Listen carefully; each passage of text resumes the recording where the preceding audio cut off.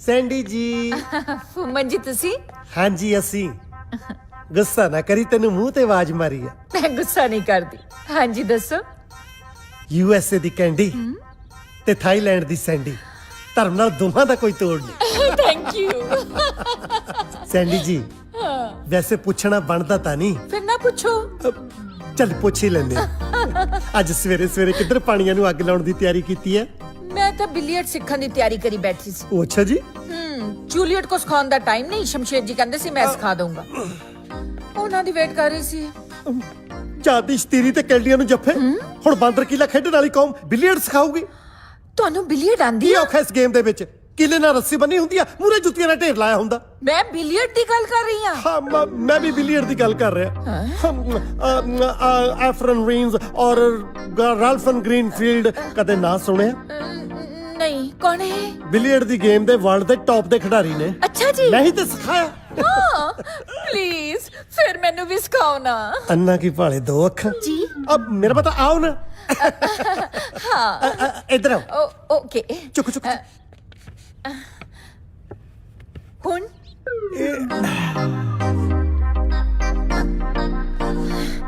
अब हाथ ना हिलाओ, बाह हिला सकते। अच्छा सॉरी।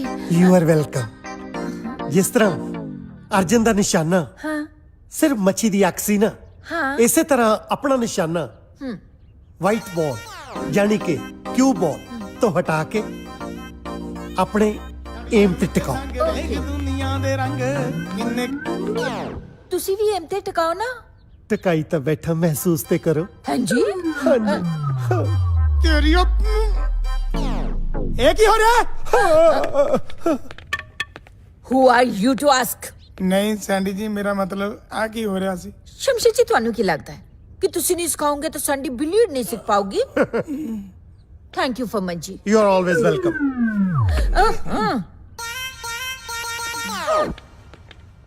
ਉਹ ਮੈਡਮ ਨੂੰ ਤਾਂ ਮੈਂ ਕਹਿ ਨਹੀਂ ਸਕਦਾ, ਪਰ ਤੂੰ ਮੈਨੂੰ ਦੱਸ ਫੰਮਣ ਜੀਰਕਪੁਰੀਆ। ਓਏ ਪਹਿਲਾਂ ਸ਼ਾਇਦ ਠੀਕ ਕਰ ਓਏ। ਉਹ ਸ਼ਹਿਰ ਨੂੰ ਗੋਲੀ ਮਾਰ ਯਾਰ, ਆ ਕੀ ਪਖੰਡ ਹੋ ਰਿਹਾ ਸੀ? ਸੈਂਡੀ ਫਾਰਸੀ ਵਿੱਚ ਸਮਝਾ ਕੇ ਗਈ ਹੈ, ਜਿਹੜਾ ਤੇਰੇ ਪੱਲੇ ਨਹੀਂ ਪਿਆ। ਤੈਨੂੰ ਦੱਸਿਆ ਤਾਂ ਹੈ ਮੈਂ ਗੇਮ ਸਿਖਾ ਰਿਹਾ ਸੀ। ਆ ਕਿਹੜੀ ਗੇਮ ਆ ਜਿਹੜੀਆਂ ਜੱਫੀਆਂ ਪਾ ਪਾ ਕੇ ਗੇਮ ਸਿਖਾ ਰਿਹਾ ਸੀ? ਇਹਨੂੰ ਨਿਸ਼ਾਨਾ ਗੇਮ ਕਹਿੰਦੇ ਆ। ਸ਼ੋਲੇ ਫਿਲਮ ਦੇਖੀ ਹੈ? ਆਹੋ ਧਰਮਿੰਦਰ ਨੇ ਹੇਮਾ ਮਾਲਿਨੀ ਨੂੰ ਏਦਾਂ ਹੀ ਨਿਸ਼ਾਨਾ ਲਾਉਣਾ ਸਿਖਾਇਆ ਸੀ। ਧਰਮਿੰਦਰ ਵੱਲੋਂ ਕੀਤੀ ਆਸ਼ਕੀ ਤਾਂ ਤੇਰੇ ਚੇਤੇ ਰਹਿ ਗਈ, ਪਰ ਲੱਗਦਾ ਗੱਬਰ ਵੱਲੋਂ ਪਏ ਫਟੇ ਭੁੱਲ ਗਿਆ ਤੂੰ। ਹਾਂ ਇੱਕ ਗੱਲ ਯਾਦ ਰੱਖੀ, ਰਾਂਝੇ ਨੇ 12 ਸਾਲ ਮੱਝਾਂ ਦੁੱਧ ਪੀਣ ਲਈ ਨਹੀਂ ਸੀ ਚਾਰੀਆਂ, ਉਹਦਾ ਕੋਈ ਮਤਲਬ ਸੀ। ਇਸੇ ਤਰ੍ਹਾਂ ਮੈਂ ਮੈਨੇਜਰੀ 2 ਟੁਕੜਾਂ ਵਾਸਤੇ ਨਹੀਂ ਕਰ ਰਿਹਾ। ਬਾਕੀ ਤੂੰ ਸਮਝਦਾਰ। ਇੱਕ ਗੱਲ ਮੇਰੀ ਵੀ ਕੰਨ ਖੋਲ ਕੇ ਸੁਣ ਲੈ, ਕੰਨਾਂ ਚੋਂ ਮੈਲ ਕੱਢਣ ਵਾਲਿਆ। ਇਹ ਤਾਂ ਮੈਨੂੰ ਪਤਾ ਨਹੀਂ ਕਿ ਰਾਂਝੇ ਨੇ ਮੱਝਾਂ 12 ਸਾਲ ਦੁੱਧ ਪੀਣ ਨੂੰ ਚਾਰੀਆਂ ਸੀ ਜਾਂ ਪਾਥੀਆਂ ਥੱਪਣ ਨੂੰ, ਪਰ ਇੰਨਾ ਮੈਨੂੰ ਜ਼ਰੂਰ ਪਤਾ ਕਿ ਜਿਹੜੇ ਸਾਧ ਦੀ ਧੂਣੀ ਉਹਦੀ ਚੇਲੀ ਜਿਹਨੇ ਪੱਟ ਲਈ ਉਹਦੀ ਸਹੇਲੀ। ਇੱਕ ਤਾਂ ਸਾਲਾ ਪੁੱਠਾ ਸਿੱਧਾ ਜਿਹਾ ਸ਼ੇਰ ਸੁਣਾ ਕੇ ਚਲਿਆ ਜਾਂਦਾ, ਮੈਂ ਸਾਰੀ ਦਿਹਾੜੀ ਮਤਲਬ ਕੱਢਦਾ ਰਹਿ ਜਾਂਦਾ। ਚੀਤਾ ਆਪਣੇ ਟਾਈਗਰ ਸਾਹਿਬ ਸਤਿ ਸ਼੍ਰੀ ਅਕਾਲ। ਆ ਗਿਆ ਉਹ ਤੂੰ? ਹਾਂਜੀ ਚੱਲ ਕੰਮ ਦੱਸ। ਕਾਕਾ ਸਾਡੇ ਕੋਲ ਟਾਈਮ ਬਹੁਤ ਘੱਟ ਆ ਤੇ ਕੰਮ ਬਹੁਤ ਜ਼ਿਆਦਾ ਆ। 2 ਕੁ ਬੰਦੇ ਮਾਰਨੇ ਆ, ਇੱਕ ਬੈਂਕ ਲੁੱਟਣਾ ਤੇ ਇੱਕ ਨਿੱਕਾ ਜਿਹਾ ਬਲਾਸਟ ਬੈਂਕਾਕ ਬ੍ਰਿਜ ਤੇ ਕਰਨਾ ਆ। ਤੇ ਕਾਕਾ ਪਿਸਤੌਲ ਤਾਂ ਗਰਮ ਹੋਣੀ ਆ, ਲੱਗਿਆ ਤਾਂ ਤੇਰਾ ਵੀ ਕੰਡਾ ਖਿੱਚ ਦੂੰਗੇ। ਉਹ ਨਹੀਂ ਮੇਰਾ ਨਹੀਂ, ਟਾਈਗਰ ਸਾਹਿਬ ਕੰਡਾ ਖਿੱਚਣਾ। ਮੈਂ ਤੁਹਾਨੂੰ ਦੱਸਦਾ, ਮੇਰੀ ਉਮਰ ਦਾ ਇੱਕ ਬੰਦਾ ਆ ਫੁੰਮਣ ਸਿੰਘ, ਠੀਕ ਆ ਜੀ। ਉਹਦੀ ਬਸ ਸਿਰਫ ਭੂਆ ਘੜੀ ਸੀ ਕਰਾਉਣੀ, ਉਹਨੂੰ ਚੱਕਣਾ ਆ, ਠੀਕ ਆ ਜੀ। ਤੇ ਤੁਹਾਡੇ ਬੰਦੇ ਨੂੰ ਮੈਂ ਪੈਸੇ ਦੇ ਦਿੱਤੇ ਆ, ਲੋਕੇਸ਼ਨ ਮੈਂ ਦੱਸਤੀ ਆ ਬਸ। ਚੱਲ ਕਾਕਾ ਤੂੰ ਐ ਕਰ, ਤੂੰ ਸਮੁੰਦਰ ਦੀ ਠੰਡੀ ਠੰਡੀ ਹਵਾ ਲੈ ਤਾਂ ਗੋਰੀਆਂ ਦੇ ਨਜ਼ਾਰੇ ਲੁੱਟ। ਮੈਂ ਆਏ ਗਿਆ ਤੇ ਐ ਆਇਆ ਫੁੰਮਣ ਦੀ ਹਿੱਕ ਵਿੱਚ 2 ਲੱਤਾਂ ਮਾਰ ਕੇ।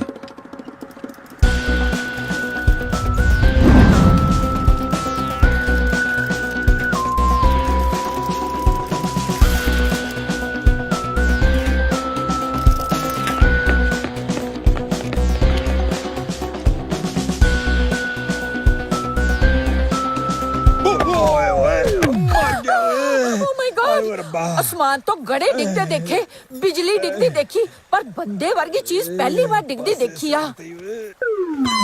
ये तो सच्ची ना बनता है। तुसी बड़ी जोर दी डिगे हो, तुस ठीक तो हो ना? प्रीतो हल्दी वाला दूध लेके आई। ਤੁਸੀਂ ਠੀਕ ਤਾਂ ਹੋ ਨਾ? ਤੁਹਾਡੀ ਲੱਗੀ ਤਾਂ ਨਹੀਂ?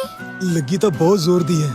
ਪਰ ਇਹ ਹੋਇਆ ਕਿਵੇਂ? ਹਾਂ, ਉਹ ਜੀ ਮੈਂ ਤਾਂ ਦੁਸ਼ਮਣਾਂ ਦੀ ਕੋਈ ਚਾਲ ਲੱਗਦੀ ਹੈ। ਮੈਂ ਤਾਂ ਆਰਾਮ ਨਾਲ ਸਾਈਕਲ ਚਲਾਈ ਜਾਂਦਾ ਸੀ, ਪਤਾ ਨਹੀਂ ਸੜਕ ਤੇ ਕਿਸੇ ਨੇ ਬੰਬ ਲਾਇਆ ਹੋਇਆ ਸੀ।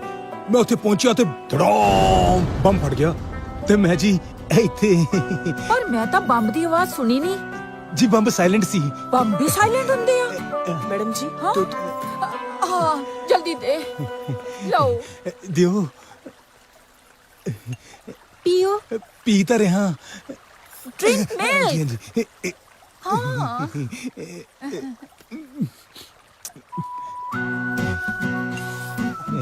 ਹੁਣ ਕਿਦਾਂ ਦਾ ਮਹਿਸੂਸ ਕਰ ਰਹੇ ਹੋ? ਬੜਾ ਚੰਗਾ ਮਹਿਸੂਸ ਹੋ ਰਿਹਾ ਜੀ ਹੁਣ। ਹਾਂ ਪਰ ਇੱਕ ਗੱਲ ਸੱਚ ਮੰਨਿਓ, ਹਾਂ। ਇੰਨਾ ਫਰਕ ਮੈਨੂੰ ਦੁੱਧ ਨਾਲ ਨਹੀਂ ਪਿਆ ਜਿੰਨਾ ਤੁਹਾਡੀਆਂ ਮਿੱਠੀਆਂ ਮਿੱਠੀਆਂ ਗੱਲਾਂ ਨਾਲ ਪੈ ਗਿਆ। ਹੁਣ ਤਾਂ ਮੈਨੂੰ ਤੁਸੀਂ ਭਾਵੇਂ ਮਿਲਖਾ ਸਿੰਘ ਨਾਲ ਭਜਾ ਲਓ, ਉੱਥੋਂ ਵੀ ਮੈਂ ਜਿੱਤ ਕੇ ਆ ਜਾਊਂਗਾ।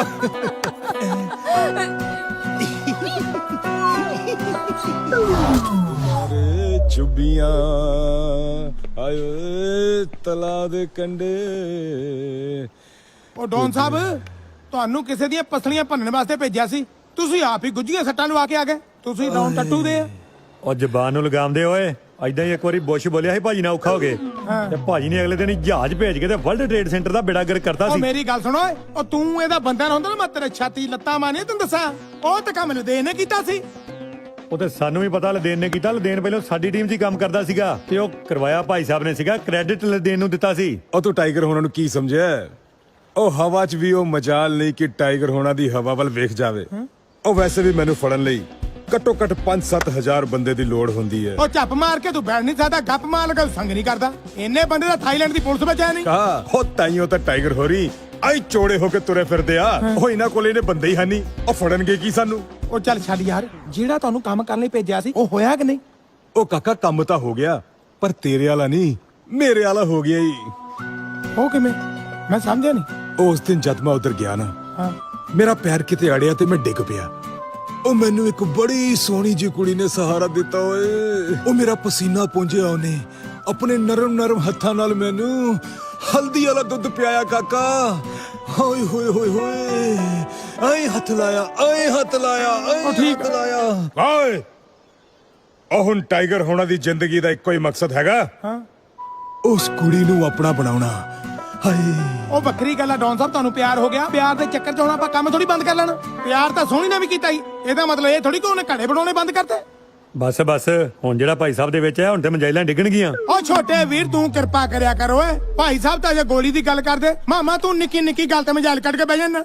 ਉਹ ਕਾਕਾ, ਹੁਣ ਮੇਰੇ ਤੇ ਉਸ ਕੁੜੀ ਦੇ ਪਿਆਰ ਦੇ ਵਿੱਚ ਜਿਹੜਾ ਵੀ ਆਇਆ ਨਾ, ਉਹ ਭਾਵੇਂ ਉਹਦਾ ਘਰ ਵਾਲਾ ਹੋਵੇ ਜਾਂ ਉਹਦਾ ਆਸ਼ਕ, ਉਹਦੀਆਂ ਹੱਡੀਆਂ ਦਾ ਸੁਰਮਾ ਨਾ ਬੈਂਕਾਕ ਦੀਆਂ ਗਲੀਆਂ ਵਿੱਚ ਵਿਕੂਗਾ।